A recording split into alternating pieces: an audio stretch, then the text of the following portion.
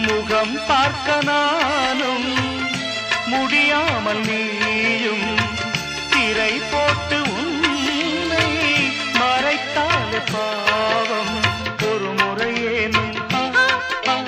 திருமுகம் காண